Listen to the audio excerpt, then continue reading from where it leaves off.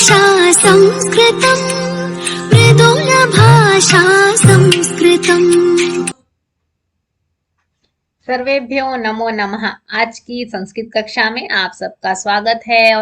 आज हम जानने वाले हैं BSc second year third semester Sanskrit compulsory के यूनिट वाइज सिलेबस को और क्वेश्चन पेपर के पैटर्न को। आप जानते हैं स्टूडेंट्स, परीक्षाओं का दौर आरंभ हो चुका है। इस बार भी हमारी परीक्षाएं ऑनलाइन होने जा रही हैं, परंतु बहुत से ऐसे स्टूडेंट्स हैं जिन्हें अपने यूनिट वाइज सिलेबस का और क्वेश्चन पेपर की पैटर्न का अभी तक पता नहीं है। तो इसलिए ये लेक्चर आपको बहुत हेल्प करने वाला है, इसलिए आप इस लेक्चर के एंड तक बने रहें और हमारा प्रयास रहेगा कि आपके सिलेबस और क्वेश्चन पेपर के रिगार्डिंग जो भी डाउट्स हैं उसे हम दूर कर सकें। तो बड़ी कंसंट्रेशन के साथ आपने इस लेक्चर के एंड तक बने रहना है। और आप जानते हैं स्टूडेंट, पीएससी क्लास में जो संस्कृत सब्जेक्ट हमें लगा हुआ है उसमें मार्क्स लेने बहुत आसान है। बीएससी क्लास में पहले से ही बहुत हैवी सब्जेक्ट्स होते हैं, जिसकी वजह से हम संस्कृत को इतना समय नहीं दे पाते हैं और ये भी जानते हैं कि संस्कृत ऑप्ट करने से हमारी परसेंटेज भी बढ़ेगी। इसलिए सबसे पहले आप अपने यूनिट वाइज सिलेबस को जानिए और उसके बाद अपने लेटेस्ट क्वेश्चन पेपर के पैटर्न को देखिए।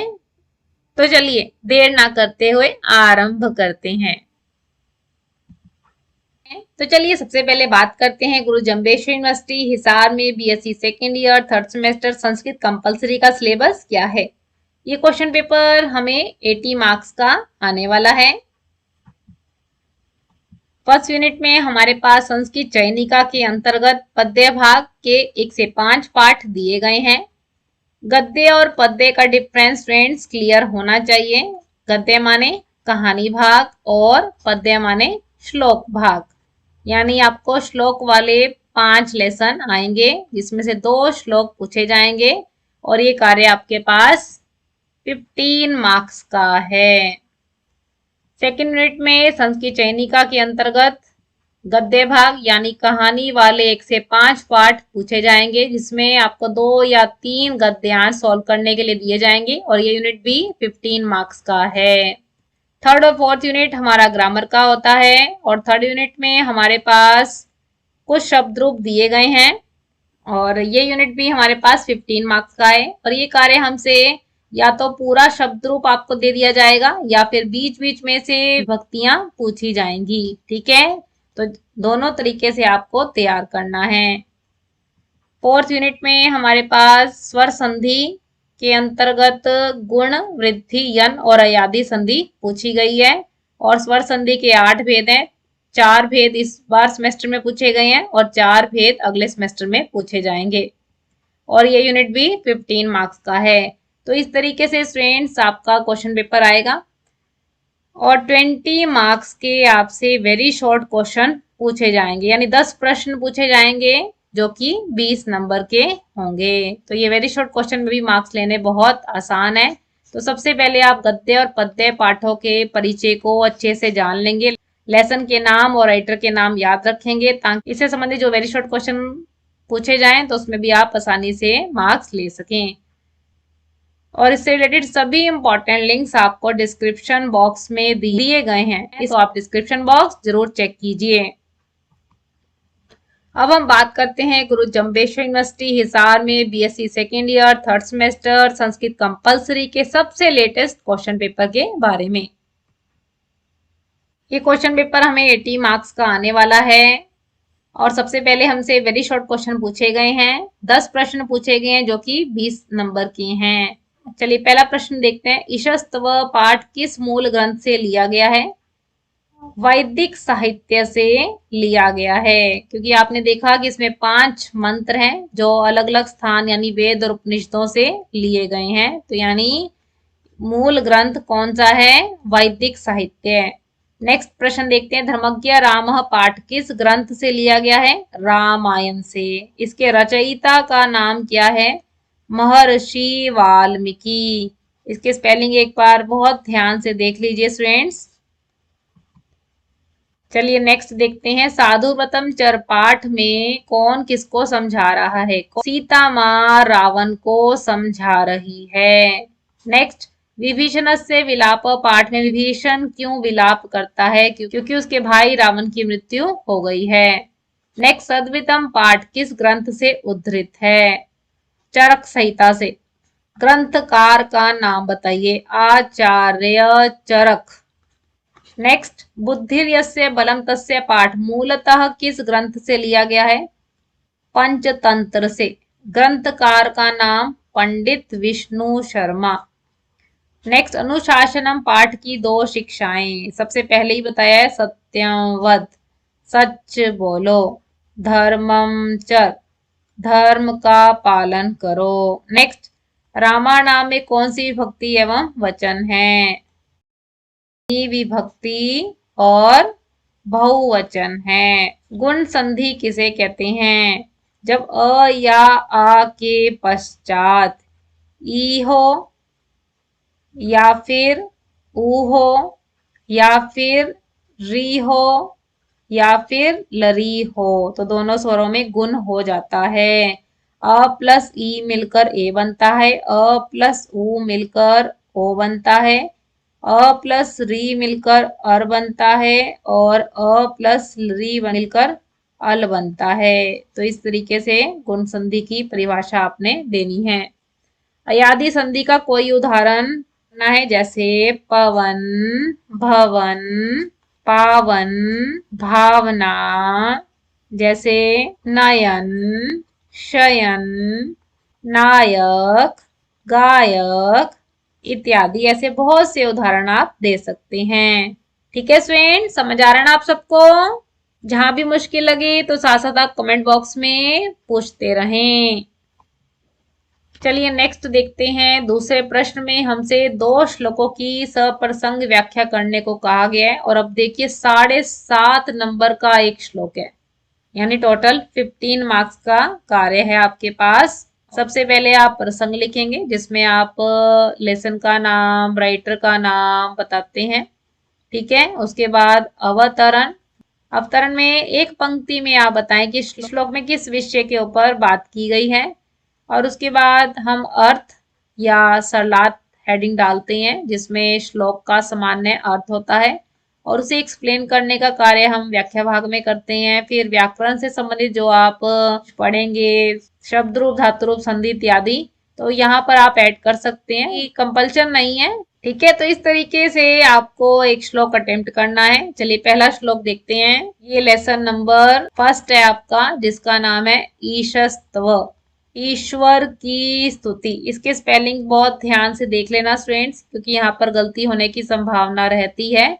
और ये सामान्य श्लोक नहीं है, ये मंत्र है, क्योंकि ये वेदों और उपनिषदों से पाठ लिया गया है, इसलिए से मंत्र की संज्ञा देंगे और लिखेंगे प्रस्तुत मंत्र। अभयम मित्रात। अब थोड़ा थोड़ा ना पदच्छेद भी करना है। एक तरफ कह रहे हैं मित्र से अभय, मतलब डरना नहीं है, और दूसरी तरफ कह रहे हैं कि मित्र से भय हो, ऐसा नहीं है। तो यहाँ से पदच्छेद कीजिए, द में से अ निकालिए, ये बनेगा अभयम। फिर यहाँ से अ निकला, अमित्राद, अभयम मित्राद। मित्र से डर ना हो, अभयम अमित्राद। अमित्राद माने जो मित्र नहीं है, यानी जो शत्रु है, उससे भी डर ना हो। अभयम ज्ञाताद, फिर बना अभयम पुरोय। ज्ञाताद का अर्थ है जो लोग मेरे परिचित हैं, मुझे जानते हैं, उनसे भी मुझे डर ना हो। पुरोय, जो मेरे सामने रहते हैं, सामने उपस्थित होते हैं, उनसे भी मुझे डर ना हो। अभयम नक्तम, अभयम दिवा न, नक्तम कहते हैं रात्रि को, कि मुझे रात्रि में भी डर ना हो, दीवा माने दिन में भी डर ना हो। सर्वा आशा मम मित्रम भवन्तु, आशा माने दिशाएं, सभी दिशाएं मेरी मित्र बन जाएं। तो इस प्रकार आपने देखा, यहाँ पर परमात्मा से प्रार्थना की गई है कि हमें निडरता प्रदान करें, हमें अभयता प्रदान करें, निडर बनाए, हमारा भय समाप्त करें। तो इस प्रकार अर्थ लिख के एक्सप्लेन करना है। चलिए दूसरा श्लोक देखते हैं, लेसन नंबर 2, जिसका नाम है वयम त्वाम भजामः, हम आपका भजन करते हैं। और इसके राइटर हैं आदि गुरु शंकराचार्य, और ये लेसन लिया है वेदांत स्तोत्र संग्रह। यहाँ पर परमात्मा से प्रार्थना कर रहे हैं कि भया नाम भय, कि हे परमात्मा आप अकेले ही भयभीत करने वालों को डराने वाले हो। भीषणम भीषणा नाम, और भयंकर जीवों के लिए भयंकर हो। गति प्राणी नाम, प्राणियों की गति हो, सहारे हो। पावनम पावना नाम, और पवित्रों के पवित्र करने वाले हो। महुच्चई पदा नाम, और जो बहुत ऊंचे पदों पर बैठे हैं, नियंत्री, उनको नियंत्रण में रखने वाले हो। परेशान परम, उत्तम लोगों में श्रेष्ठ हो। रक्षणम रक्षणा नाम, और रक्षकों के रक्षक हो। इस तरीके से आपने अर्थ लिखना है। यहाँ पर परमात्मा की दिव्यता को प्रस्तुत किया गया है। चलिए नेक्स्ट श्लोक देखते हैं। राज्यम यदि ही रामस्य भरतस्यापि तत्तथा। कुछ पता चल रहा है फ्रेंड्स? कौन सा लेसन है? लेसन नंबर 3, जिसका नाम है धर्मज्ञो राम। इसके राइटर कौन है? महर्षि वाल्मीकि। और कहाँ से लिया गया है? रामायण से। रामायण के 7 कांड हैं, और ये लेसन हमारा दूसरा कांड, जिसका नाम है अयोध्या कांड। इतना आपने प्रसंग में लिखना है। और उसके मुख्य पात्रों के रूप में कौन है? मंथरा और कई। मंथरा जो है राम के राज्याभिषेक के बारे में जब सुनती है, तब है कि कई को भड़काने का कार्य करती है, परंतु कि कई जो है राम के गुणों का बखान कर रही है। और क्या कह रही है? कहती राज्यम यदि ही रामस्य, यदि यह राज्य राम का है। भरतस्यापि तत्तथा, तो उसी प्रकार यह राज्य भरत का भी है। मन्यते ही यथात्मानम तथा भ्रातृंस्तु राघव, कि जिस प्रकार राम आत्मनम स्वयं को मानते हैं, उसी प्रकार राम जो है अपने भाइयों को भी मानते हैं, अर्थात भाइयों को भी उतना ही सम्मान देते हैं। इस प्रकार अर्थ लिखेंगे और फिर एक्सप्लेन करेंगे। नेक्स्ट देखते हैं। साधु धर्म मवेक्षस्व, साधु साधु व्रतम चर। कुछ पता चला फ्रेंड्स? कौन सा लेसन है? इसी में इसका नाम छिपा है, देखिए श्लोक में, साधु व्रतम चर। लेसन नंबर 4 है साधु व्रतम चर, जिसके राइटर हैं महर्षि वाल्मीकि। और ये चैप्टर कहाँ से लिया गया है? रामायण से लिया गया है। रामायण के कितने कांड हैं? 7 कांड हैं। और ये 5वें कांड से है, जिसका नाम है सुंदर कांड। और इसमें मुख्य पात्रों के रूप में सीता माँ है और रावण है। सीता माँ रावण को फटकारते हुए कह रही है कि साधु धर्म मवेक्षस्व, सज्जनों के धर्म को भली प्रकार, अवेक्षस्व माने देख, साधु साधु व्रतम चर, और सज्जनों के द्वारा दिखाए गए मार्ग का, चर माने पालन कर, उसे आचरण में लेकर आ। यथा तव तथान्यशाम रक्षया दारा, जिस प्रकार, दारा कहते हैं पत्नी को, जिस प्रकार तुम्हारी पत्नी रक्षा के योग्य है, तथा न्यशाम, उसी प्रकार दूसरों की पत्नियां भी रक्षा के योग्य है। निशाचर किसके लिए प्रयोग किया गया है? रावण के लिए। सज्जनों का धर्म है अपनी लोक मर्यादा का पालन करना, ना कि लोक मर्यादा का उल्लंघन करना। इस प्रकार आप अर्थ लिख के एक्सप्लेन करेंगे। चलिए नेक्स्ट देखते हैं। तीसरे प्रश्न में हमसे 2 गद्यांश पूछे गए हैं। एक गद्यांश 7.5 नंबर का, देखिए फ्रेंड्स, और ये कार्य भी 15 मार्क्स का है। सत्यम व धर्मम चर। लेसन क्लियर हो रहा है फ्रेंड्स? कौन सा है? ये है हमारा पहला लेसन, अनुशासनम। और यह लेसन लिया गया है तैत्तिरीयोपनिषद से। उसके 3 अध्याय हैं, और प्रथम अध्याय का नाम है शिक्षावल्ली से लिया गया है। ठीक है, तो इतनी जानकारी आपने प्रसंग में देनी है। गद्यांश को भी अटेम्प्ट करने का तरीका वही है जैसे आपने श्लोकों में देखा था। सबसे पहले प्रसंग लिखेंगे, जिसमें लेसन का नाम और राइटर का नाम होगा।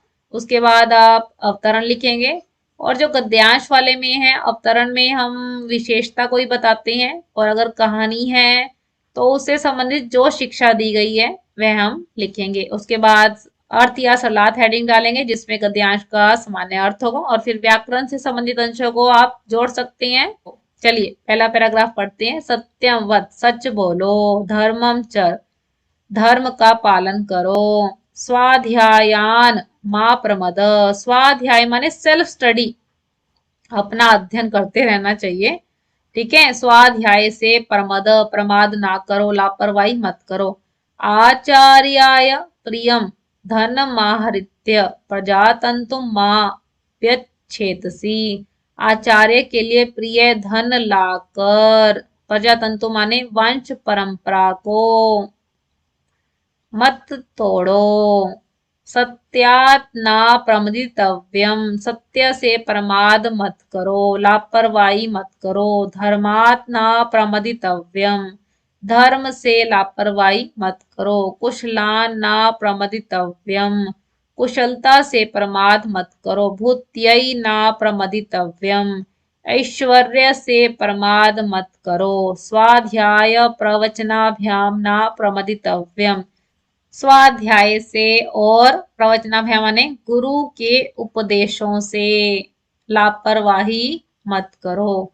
देव पितृ कार्याभ्याम ना प्रमदितव्यम, देव और पितृ कार्यों से भी लापरवाही मत करो। मातृदेवो भव, माता को देवता के समान मानो। पितृदेवो भव, पिता को देवता के समान मानो। आचार्य देवो भव, आचार्य को देवता के समान मानो। अतिथि देवो भव, और अतिथि को भी देवता के समान मानो। तो इस प्रकार अनुशासन का जीवन में कितना अधिक महत्व है उसे यहाँ पर बताया गया है।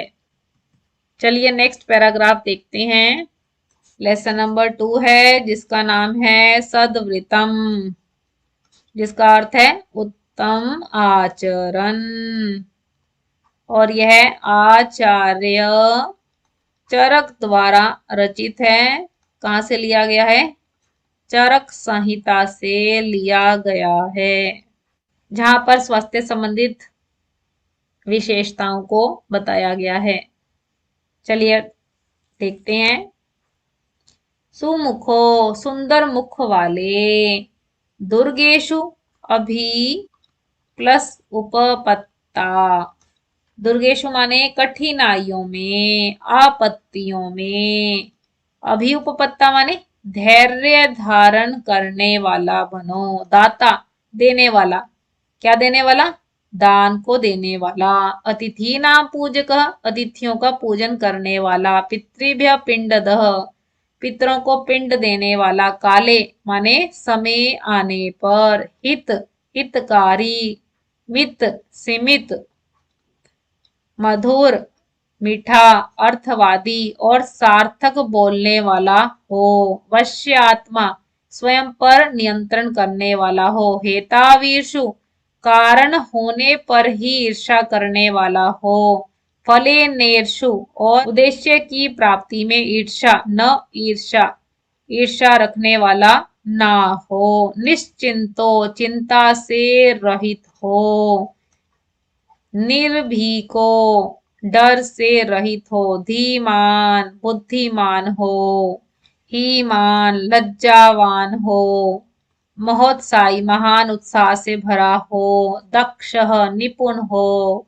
क्षमावान, क्षमा से युक्त हो। धार्मिक, धर्म से युक्त हो। आस्तिक, परमात्मा पर विश्वास रखने वाला हो। छत्री, छाता धारण करने वाला हो। दंडी, दंड रखने वाला हो। मौली, पगड़ी पहनने वाला हो। सोपानत को, जूते पहनने वाला हो। युगमात दृग विचरेत, दोनों ओर देखकर चलने वाला हो। मंगलाचारशील, और शुभ आचरण करने वाला हो। सर्व प्राणीषु बंधु भूतो स्यात्, और सभी प्राणियों में बंधुत्व भाव रखने वाला हो। तो इस प्रकार आचार्य चरक ने यहाँ पर मानवीय गुणों के विषय में यहाँ बताया है। इस प्रकार आपने अर्थ लिखना है। चलिए नेक्स्ट पैराग्राफ देखते हैं। ततः सोपी मूर्खो सिंह कूप मध्य, थोड़ी सी पंक्ति पढ़ने पर ही आपको पता चल जाना चाहिए ये लेसन कौन सा है। लेसन नंबर 3 जिसका नाम है बुद्धिर यस्य बलम तस्य। और इसके राइटर कौन है? पंडित विष्णु शर्मा। कहाँ से लिया लेसन? पंचतंत्र से। और यहाँ पर अवतरण कैसे लिखोगे? राइटर कौन है? पंडित विष्णु शर्मा। पात्र कौन है? शेर और खरगोश। शेर और खरगोश की कहानी के माध्यम से यहाँ शिक्षा दी गई है। क्या शिक्षा है? कि बुद्धिर्यस्य बलम तस्य, कि जिसके पास बुद्धि है उसी के पास वास्तविक बल है। तथा उसके बाद वह भी मूर्ख शेर कूप मध्य, कुएं के बीच में आत्म प्रतिबिंबम, अपनी परछाई को जल मध्यगतम, जल के बीच में दृष्टवा देखकर सिंहनाद गर्जना करता है। ततः उसके पश्चात प्रतिशब्देन, उस शब्द से कुएं के बीच से द्विगुणतरो नाद, दुगना स्वर समुत्थित, इससे दुगना नाद, दुगनी आवाज निकली। अथ इसके पश्चात तेन, वह शेर, भासुरक शेर, तम शत्रु, उसे शत्रु, मत्वा आत्मान, मान कर, तस्य ऊपरी, उसके ऊपर, प्रक्षिप्य, आक्रमण करके, प्राणों को परित्यक्ता, फेंक दिया। शशकोपी, और खरगोश भी, हरिष्ट मना, प्रसन्नचित मन वाला होकर, सर्व मृगानान नद्य, सभी पशुओं को आनंदित करता हुआ, तई पशस्य मानो, सबके द्वारा प्रशंसित होता हुआ, यथा सुखम, सुखपूर्वक, तत्र वने निवसति स्म, वन में रहने लगा। तो यहाँ पर हमें कहानी के माध्यम से बताया गया है कि छोटा सा जो खरगोश था उसने कैसे योजना बनाई और शेर को उस कुएं के पास लेकर आया। और जब कुएं में भासुरक शेर ने स्वयं की परछाई को ही दूसरा शेर जब उसने मान लिया और उसे शत्रु मानकर उस पे जैसे ही आक्रमण किया और वह मृत्यु को प्राप्त हो गया। इस प्रकार एक नन्हा सा खरगोश, एक छोटे से खरगोश ने अपनी बुद्धि के चतुराई दिखाई और विशाल काय शेर को मार दिया। इस प्रकार आपने अर्थ लिखना है। चलिए नेक्स्ट देखते हैं। तत्र च नीली रस परिपूर्ण महाभांडम। लेसन ये है लेसन नंबर 4, जिसका नाम है नीलवर्ण श्रृंगाल। ये कहानी लिखी है पंडित विष्णु शर्मा ने। और कहाँ से ली है कहानी? पंचतंत्र से ली है। इतना आपने प्रसंग में बताना है और उसके बाद हम अवतरण लिखेंगे जिसमें हम शिक्षा बताएंगे। यहाँ मुख्य पात्रों के रूप में कौन है? नीले रंग का गीदड़ है। यहाँ पंडित विष्णु शर्मा नीले रंग के गीदड़ की कहानी के माध्यम से हमें बता रहे हैं कि जो व्यक्ति अपनों को छोड़ देता है और दूसरों को अपना बना लेता है तो उसका हर प्रकार से विनाश हो जाता है। चलिए अर्थ जानते हैं। तत्र च नीली रस परिपूर्णम, तत्र माने वहां, नीली रस माने नीले रंग से भरे हुए, महाभांडम, महा माने बड़े बर्तन, सज्जीकृत तैयार था, कि वहां पे नीले रंग से भरा हुआ बड़ा बर्तन तैयार था। तत्र आक्रांतो, तो वहीं पर कुत्तों से, आक्रांत माने घिरा हुआ, डरा हुआ, भांड मध्य, बर्तन के बीच में, पतितः, गिर गया। अतः इसके बाद यावन निष्क्रांत, जब निकलता है, तावन नील वर्ण, तब नीले रंग का संजाता हो जाता है। तत्रापरे सारमयास्तम श्रीगालम आजानंतो, तो वहां के दूसरे कुत्ते उसको गीदड़ ना जानते हुए, ना समझते हुए, यथाभीष्ट दिशम जगमु, अपनी अपनी अभिष्ट दिशाओं में चले जाते हैं। चंड्रवोपी, और गीदड़, गीदड़ का पहला नाम क्या है? चंड्रव, कि चंड्रव भी दूरतरम प्रदेश मासाते, दूर प्रदेश में जाकर, काननाभिमुखम, कानन माने जंगल की ओर, प्रस्थते, प्रस्थान कर जाता है। न च नीलवर्णेन कदाचिन निज रंग त्यजते, परंतु नीला रंग जो है कदाचित, कभी भी अपने रंगत को, अपने रंग को ना त्यजेत, नहीं छोड़ता है। अर्थात अवय गीदड़ जो है नीले रंग का हो गया है, उसका रंग परिवर्तित हो गया है। इस प्रकार आप अर्थ लिखेंगे। ठीक है फ्रेंड, समझ आ रहा है ना आप सबको? चलिए नेक्स्ट देखते हैं। अब हमारे पास व्याकरण का कार्य आया है और वो भी बहुत अधिक सरल है। 5 शब्दों के यथा निर्दिष्ट रूप कहे हैं और एक शुद्ध करने पर आपको 3 नंबर दिए जाएंगे, यानी 15 मार्क्स का यूनिट है आपके पास। देव की चतुर्थी सभी वचन। चलिए साथ साथ लिखते जाते हैं। देवाय, देवाभ्याम, देवेभ्य। लता की तृतीय विभक्ति देखिए, लतया, लताभ्याम, लताभि। फल की द्वितीय विभक्ति बहुत ही सरल है, फलम, फले, फलानि। नेक्स्ट मुनि की द्वितीय विभक्ति, मुनिम, मुनि, मुनीन। साधु की पंचमी, साधो, साधुभ्याम, साधुभ्य। मातृ की सप्तमी, मातृ, मात्रो, मातृषु।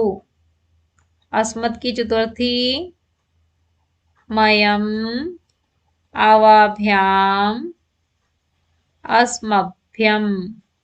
युष्मत् की सप्तमी विभक्ति गई है, त्वयि, युवयोः, युष्मासु। तत् का पुल्लिंग और सप्तमी विभक्ति गई है, तस्मिन्, तयोः, तेषु। चलिए नेक्स्ट आखिरी क्वेश्चन है हमारा। 10 की संधि गई है और एक रूप शुद्ध करने पर 1.5 नंबर आपको मिलेगा। तो बड़े ध्यान से करना है ताकि हम व्याकरण में पूरे में से पूरे नंबर ले सकें। चलिए यहाँ पर संधि जोड़ने का कार्य है, सभी में चेक कीजिए। जोड़ने से संबंधित ही प्रश्न पूछे गए। यदि, यदि प्लस अपि, यद्यपि। जे प्लस अति, जयति। महा प्लस इंद्र, महेंद्र। तदा प्लस एव, तदैवम। सु प्लस आगतम, स्वागतम। पो प्लस अन, पवनः। महा प्लस उत्सव, महोत्सव। ली प्लस आकृति, लाकृति। नई प्लस अक, नायकः। लंका प्लस ईश, लंकेशः। पितृ प्लस आज्ञा, पित्राज्ञा। नील प्लस उत्पलम, नीलोत्पलम। पौ प्लस अक, पावकः। सप्त प्लस ऋषि, सप्तर्षि। भाग्य प्लस उदय, भाग्योदय। महा प्लस औषधि, महोषधि। तो इस प्रकार आपको संधि जोड़ने का कार्य करना है। इससे रिलेटेड सभी इंपॉर्टेंट लिंक्स आपको डिस्क्रिप्शन बॉक्स में दिए गए हैं, तो आप डिस्क्रिप्शन बॉक्स जरूर चेक कीजिए। आज की कक्षा में हमने अपने सिलेबस को और क्वेश्चन पेपर को बहुत डिटेल के साथ जाना, और इन सिलेबस और क्वेश्चन पेपर से रिलेटेड आपका कोई भी डाउट है तो आप कमेंट बॉक्स में ले सकते हैं। आपकी कोई सजेशन है तो वह भी आप कमेंट बॉक्स में बता सकते हैं। आपको लेक्चर कैसा लगा यह भी आप कमेंट बॉक्स में जरूर बताएं। अगर आपको लेक्चर अच्छा लगा तो आप इसे लाइक कीजिए, ज्यादा से ज्यादा फ्रेंड्स के साथ शेयर कीजिए, क्योंकि बहुत से स्टूडेंट्स ऐसे हैं जिन्हें अपने सिलेबस के बारे में नहीं पता है। और जब आप सिलेबस को यूनिट वाइज समझ लेते हैं तो क्वेश्चन पेपर को अटेम्प्ट करना बहुत आसान हो जाता है। तो इसलिए अपने फ्रेंड्स के साथ इस लेक्चर को जरूर शेयर करें। और अगर आप चैनल पे नए आए हैं, संस्कृत सीखना चाहते हैं, संस्कृत की नई अपडेट के साथ जुड़ा रहना चाहते हैं, सिलेबस कवर करना चाहते हैं, तो चैनल को सब्सक्राइब भी कीजिए ताकि आने वाली नई नोटिफिकेशन सबसे पहले आपको मिले। आप हमें फेसबुक और इंस्टाग्राम के पेज पे भी फॉलो कर सकते हैं। आशा रख सकते हैं कि आपने लेक्चर बहुत ध्यान से सुना होगा, आपके सभी डाउट्स क्लियर हुए होंगे। तो इसलिए स्टूडेंट्स आप सबका हृदय की गहराइयों से बहुत बहुत धन्यवाद। फिर मिलेंगे हम स्टूडेंट्स नई अपडेट और नए टॉपिक के साथ। ये ऑल द बेस्ट स्टूडेंट्स। नमो नमः। नमः संस्कृताय।